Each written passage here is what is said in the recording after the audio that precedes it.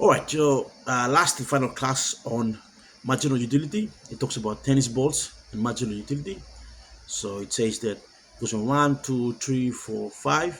So by the time it goes at number three, it is achieved its maximum efficiency, and then it drops. It comes to four, it drops down to 40, five to 20, six it goes to zero, and seven it goes to a negative number.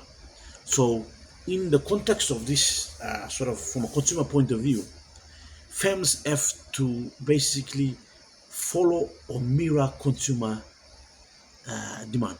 So, for instance, if it's winter in places like the summer, winter, and stuff like this, people will demand more warmer clothes, big jackets, sweaters, neck warmers, scarves, all these things.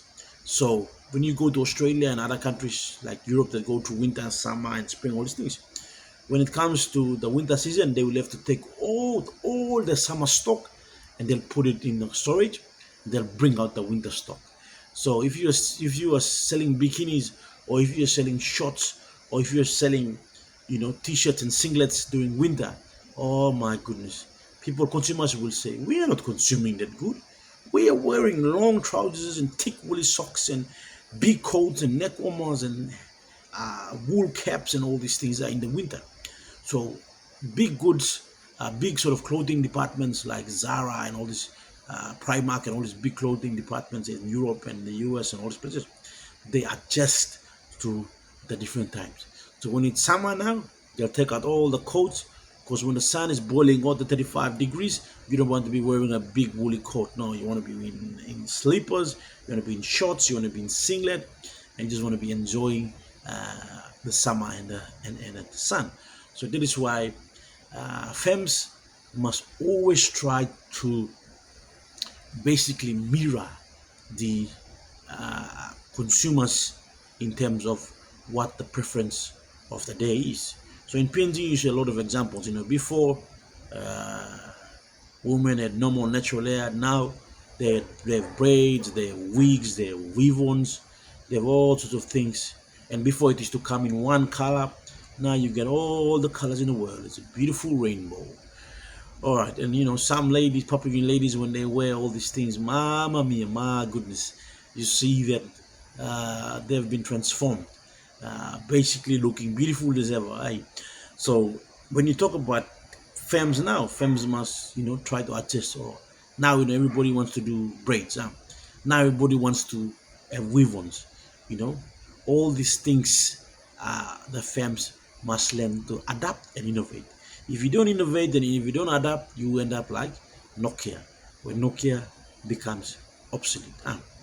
So this is a challenge to sort of firms.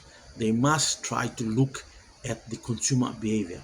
And consumer behavior is influenced by what we call the consumer theory. And consumer theory, basically, in essence, is how individuals make choices to gain some satisfaction within their income that they are able to spend. And there are three things that are analyzed in the consumer theory. One, utility. How much satisfaction or usefulness would you get from that good or service? Two, budget.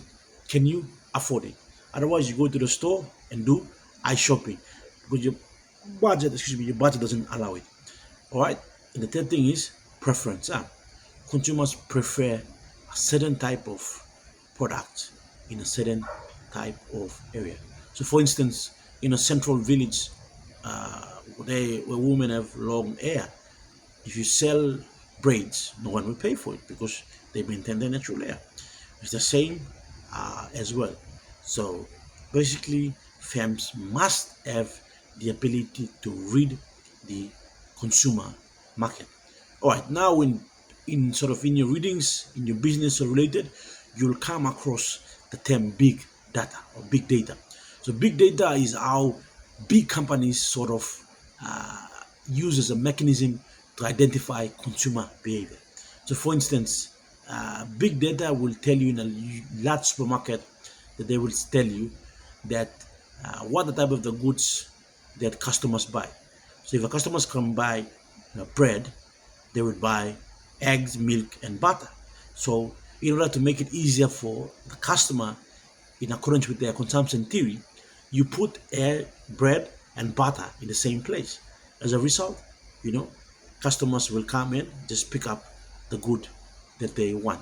There's a lot of work behind research and development in trying to provide platforms, surveys, big data readers to try and ascertain what can happen when and if you sort of put uh, the consumer theory or the preference of the consumers and what they like. Well, thank you very much. Now we finish topic of consumer theory. Now let's go on to look at the indifference cap.